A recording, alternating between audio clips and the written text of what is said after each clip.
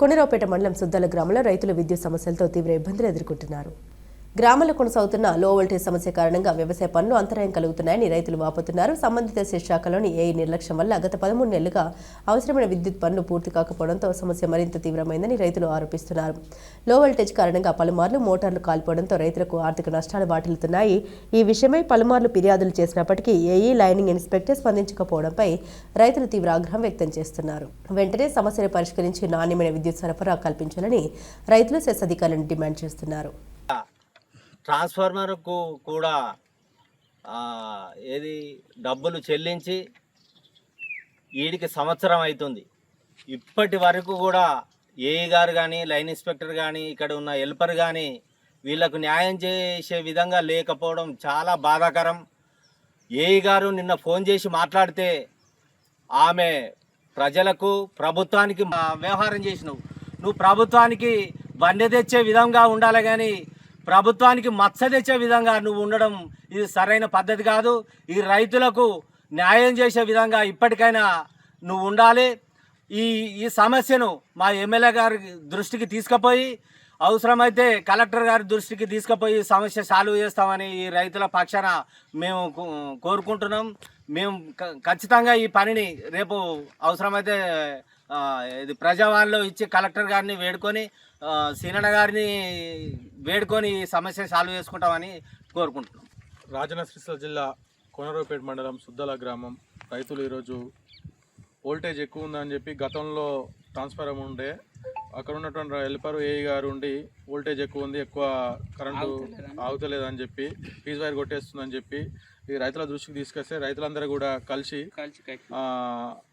ఒక సంవత్సరం కిందట 55,000 చిల్లర ఈరోజు శాంక్షన్ కట్టుకోవడం జరిగింది. అదేవిధంగా ఇక్కడ ఉన్న మోటార్లకు బోర్లకు 9,000 విలేజ్లలో కావచ్చు.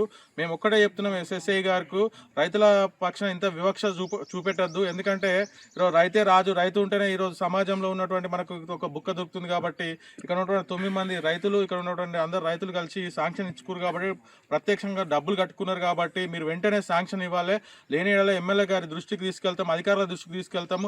మీ పైన కూడా చర్యలు తీసుకునే విధంగా ఈరోజు మేము అందరం కూడా ఉంటామని తెలియజేస్తూ వెంటనే ఇక్కడ ఈ 2-3 రోజుల శాంక్షన్ ఇవ్వాలి. లేదంటే మేము ఎమ్మెల్యే దృష్టికి తీసుకెళ్ళి కలెక్టర్ దృష్టికి తీసుకెళ్ళి మీ పైన చర్యలు తీసుకోవాలని ఈ సందర్భంగా తెలియజేస్తున్నాం. పాత ట్రాన్స్ఫార్మర్ మీద లోడు బాగా అయ్యి మా మోటార్లు కొత్తగా బోర్లు వేసుకున్న వాళ్ళము లోడ్ బాగా అవుతుంది, మీరు మీ తీసేస్తా అని మా షాటర్లు గుంజుకపోతే మేము ఆయన మాకు ఎస్టిమేట్ వేసి మేము కట్టుకుంటామని చెప్పి ఏ గారిని అడిగితే ఎస్టిమేట్ వేసి ఇచ్చిన వాళ్ళే ఆ శాంక్షన్కి పైసలు డబ్బులు కట్టినాం. మేము 9 మంది డబ్బులు కట్టిన వాళ్ళే శాంక్షన్ అయింది.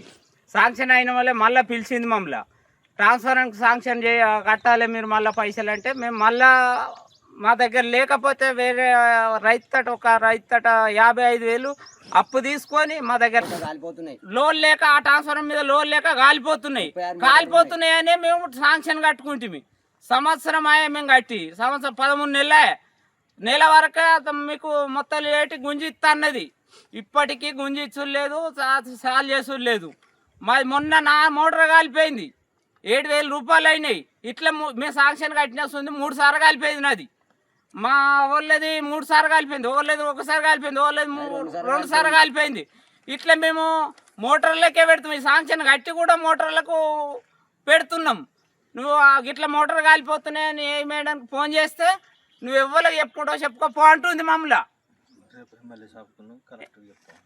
ఎమ్మెల్యే సాబుకు నువ్వు చెప్పుకుంటావా, కలెక్టర్ సాబుకు చెప్పుకుంటావా అని బెదిరిస్తుంది మమ్మల్ని. సరే అని చెప్పి మేము ఇది అది చేస్తున్నాం. ఈ సర్కారు ఈ న్యాయం చేయాలి రైతులకు సర్కారు. సీనన్నకు వందనాలు.